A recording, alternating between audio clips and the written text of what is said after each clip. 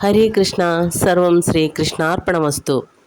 നമ്മളെല്ലാവരും കഥ കേൾക്കാനായിട്ട് താല്പര്യമുള്ളവരാണ്. കഥ കേൾക്കാൻ ഇഷ്ടമില്ലാത്തവരായിട്ട് ആരും തന്നെ ഇല്ലല്ലോ.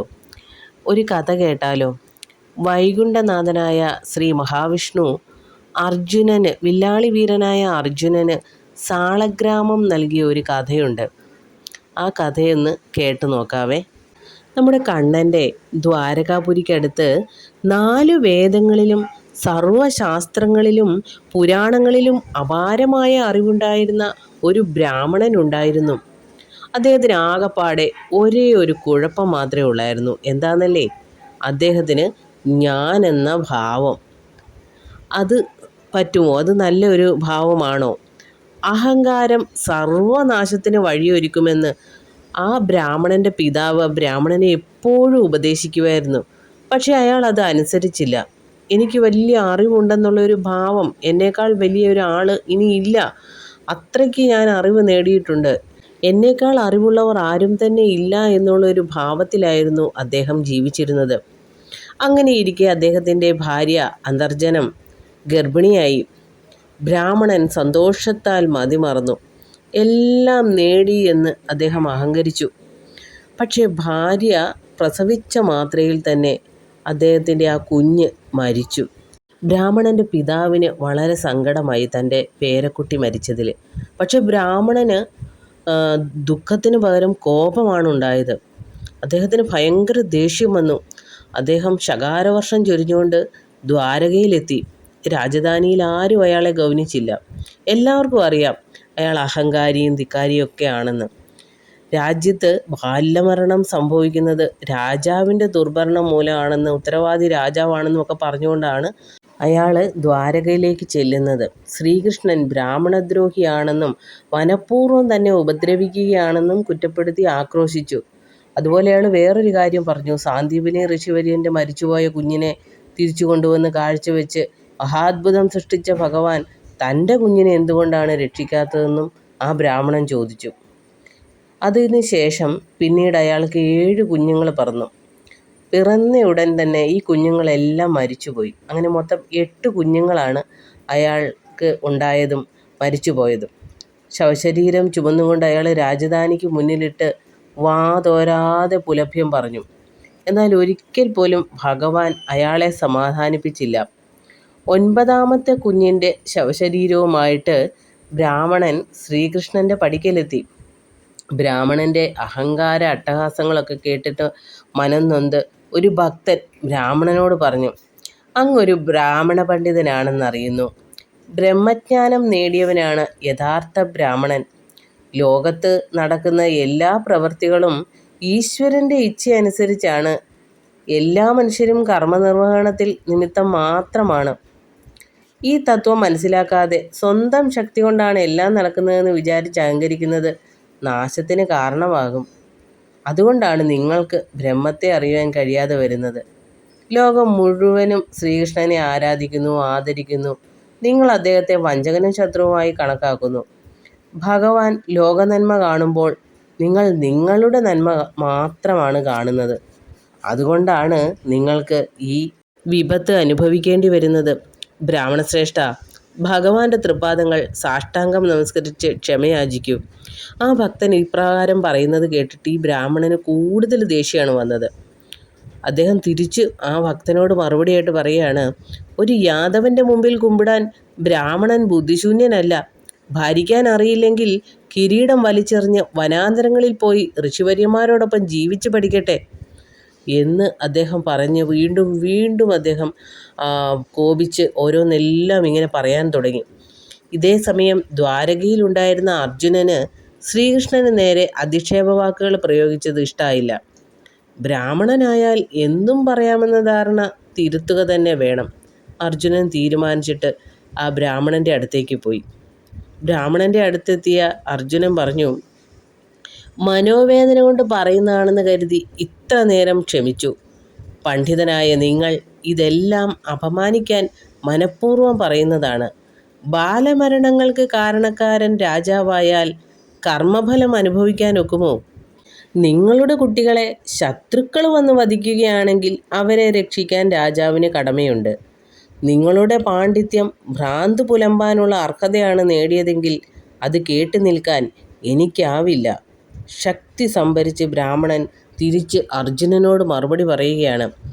എങ്കിൽ പറയൂ, നിങ്ങൾക്ക് രക്ഷിക്കാൻ കഴിയുമോ? അതിന് സാധിക്കുമെങ്കിൽ മാത്രം നിങ്ങൾ എന്നെ ഉപദേശിക്കാൻ വന്നാൽ മതി. എങ്കിൽ മാത്രമേ നിങ്ങൾക്ക് ഉപദേശിക്കാൻ അർഹതയുള്ളൂ. ബ്രാഹ്മണൻ ഇത്ര വേഗം തൻ്റെ നേർക്ക് തിരിയുമെന്ന് അർജുനൻ കരുതിയില്ല. അർജുനൻ്റെ രക്തം തിളച്ചു. അദ്ദേഹം തിരിച്ച് ബ്രാഹ്മണനോട് പറയുകയാണ്. ഹേ ബ്രാഹ്മണ, ഞാൻ അർജുനനാണ്. എന്നെ നിസ്സാരനാക്കാമെന്ന് കരുതേണ്ട. മഹാഭാരത യുദ്ധത്തിൽ ശ്രീകൃഷ്ണനൊപ്പം നിന്ന് ശത്രുക്കളെ വിജയിച്ച എനിക്ക് ഇതൊക്കെ പുല്ലാണ്. 10ാമത്തെ പുത്രനെ രക്ഷിച്ച് നൽകാൻ അനുവദിക്കണം. നിങ്ങളിനി ദുഃഖിതനാവില്ല. അല്പ അഹങ്കാരമൊക്കെ ആ ശബ്ദത്തിലുണ്ടായിരുന്നു കേട്ടോ. യുവാവിനെ തിരിച്ചറിഞ്ഞപ്പോൾ ബ്രാഹ്മണന് ഭയങ്കര സങ്കടമായി. പുത്രദുഃഖം കൊണ്ടുണ്ടായ വേവലാതിയിൽ പറഞ്ഞു പോയതാണ്, ക്ഷമിക്കണമെന്ന് അദ്ദേഹം അർജുനനോട് പറഞ്ഞു. 10ാമത്തെ പുത്രനെ രക്ഷിച്ചു നൽകാമെന്ന് അങ്ങ് ശപഥം ചെയ്യണം. ആരെയും വിശ്വാസമില്ലാത്ത അവസ്ഥയാണ് എനിക്ക്, ബ്രാഹ്മണൻ പറഞ്ഞു. ഉടനെ അർജുനൻ ശപഥം ചെയ്തു. സത്യം, ഞാനിതാ ശപഥം ചെയ്യുന്നു, നിങ്ങളുടെ 10ാമത്തെ പുത്രനെ ഞാൻ രക്ഷിച്ചിരിക്കും. മനസ്സിലെ അഹങ്കാരമല്ലേ ഈ എടുത്തിയാട്ടത്തിന് കാരണം. ഭഗവാന്റെ ചുണ്ടിൽ ഒരു ചെറു പുഞ്ചിരി പരന്നു. അപ്പോൾ ദാണ്ടെ അടുത്ത ശപഥം കൂടി അർജുനൻ ചെയ്യുകയാണ്. 10ാമത്തെ പുത്രനെ രക്ഷിക്കാൻ കഴിഞ്ഞില്ലെങ്കിൽ വില്ലാളി വീരനായ അർജുനൻ ആയുധങ്ങളോടെ അഗ്നിയിൽ പ്രവേശിക്കും. ശപഥത്തോടെ അർജുനൻ ഇതും കൂടി ചേർത്തപ്പോൾ ശപഥം വിനയായല്ലോ എന്ന് ഭഗവാന് തോന്നി. അന്തർജനം 10ാമതും ഗർഭം ധരിച്ചു. ബ്രാഹ്മണൻ ഉടൻ അർജുനനെ വിവരം ധരിപ്പിച്ചു. പ്രസവ സമയമായി. ശരവ്യൂഹം കൊണ്ട് സൂതികാഗ്രഹം ചമച്ച് അർജുനൻ ബ്രാഹ്മണ പത്നിക്ക് സംരക്ഷണം നൽകി. ഗാണ്ഡീവധാരിയായി രക്ഷകനായി ആ ശരവ്യൂഹത്തിനടുത്ത് അർജുനൻ നിന്നു. ജീവൻ അപഹരിക്കാൻ എത്തുന്നവരെ നേരിടാൻ വില്ലു ഉലച്ചു നിൽക്കുന്ന ആ വീരപരാക്രമി ബ്രാഹ്മണന് ആശ്വാസമായിട്ട് ഓരോരോ കാര്യങ്ങൾ പറയാൻ തുടങ്ങി. യമനോ യമകിങ്കരന്മാർക്കോ തന്നോട് നേരിടാൻ കഴിയില്ലെന്ന ഉറപ്പാണ് അർജുനന് ധൈര്യം നൽകിയത്. യമധർമ്മനും യമകിങ്കരന്മാരുമൊക്കെ വന്നു കഴിഞ്ഞാൽ തനിക്ക് നേരിടാനേ ഉള്ളൂ എന്നുള്ള ഒരു അഹങ്കാരം അർജുനൻ്റെ മനസ്സിലുണ്ടായിരുന്നു.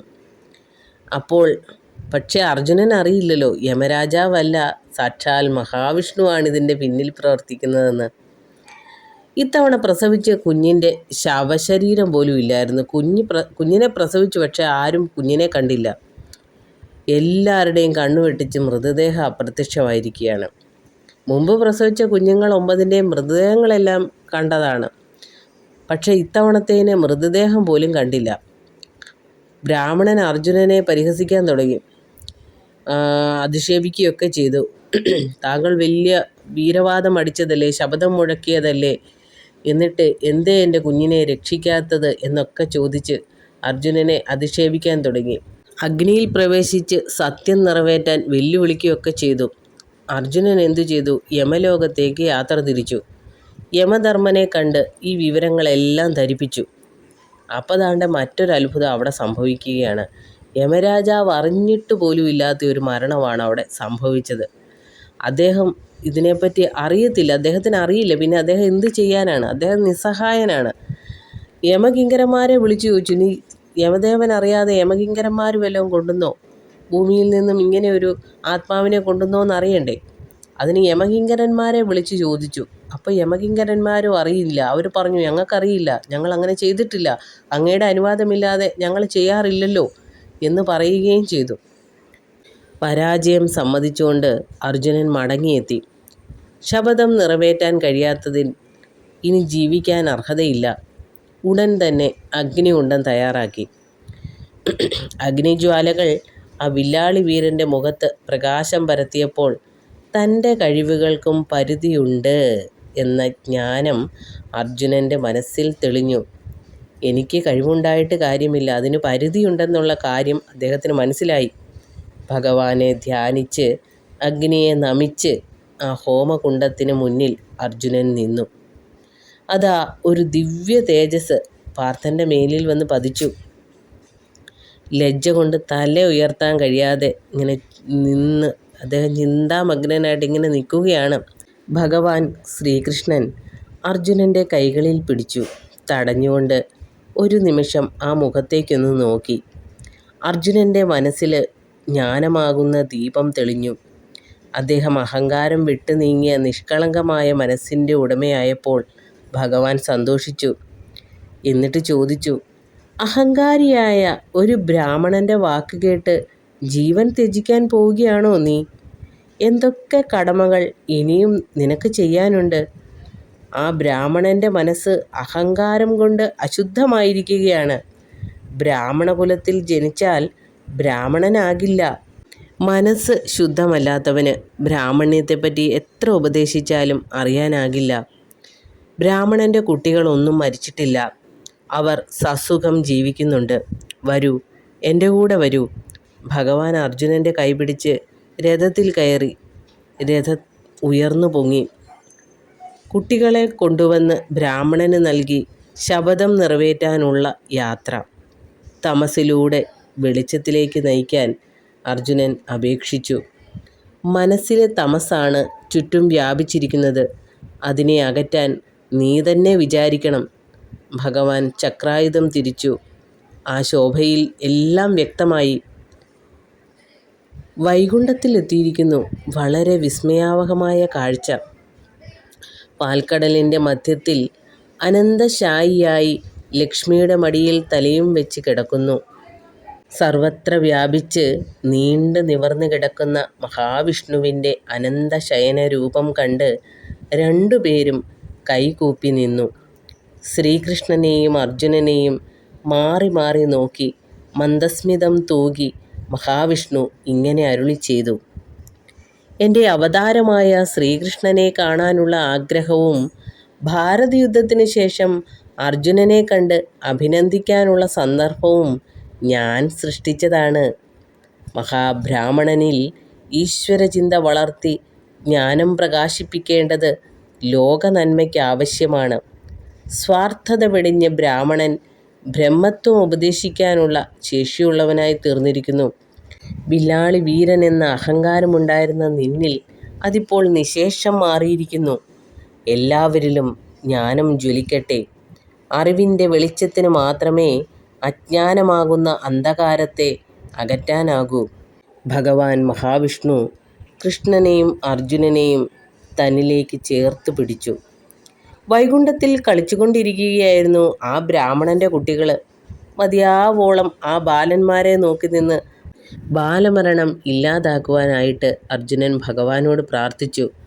അർജുനൻ്റെ അപേക്ഷയനുസരിച്ച് ശ്രീകൃഷ്ണൻ്റെ അനുവാദത്തോടെ ഭൂമിയിൽ ചെന്ന് ദേവനെ പ്രതിഷ്ഠിച്ച് മനുഷ്യൻ്റെ അറിവിന് വെളിച്ചം പകരുവാൻ, സന്താനക്ലേശം അനുഭവിക്കുന്നവരുടെ മനസ്സിന് ആശ്വാസം നൽകുവാനും വൈകുണ്ഠനാഥനായ മഹാവിഷ്ണു ഒരു സാളഗ്രാമം നൽകി.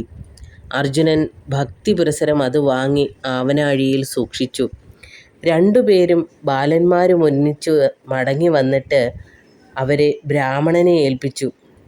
ബ്രാഹ്മണൻ്റെ കണ്ണുകളിൽ നിന്നും സന്തോഷാശ്രുക്കൾ പ്രവഹിച്ചു. രണ്ടുപേരോടും ബ്രാഹ്മണൻ മാപ്പ് അപേക്ഷിച്ചു.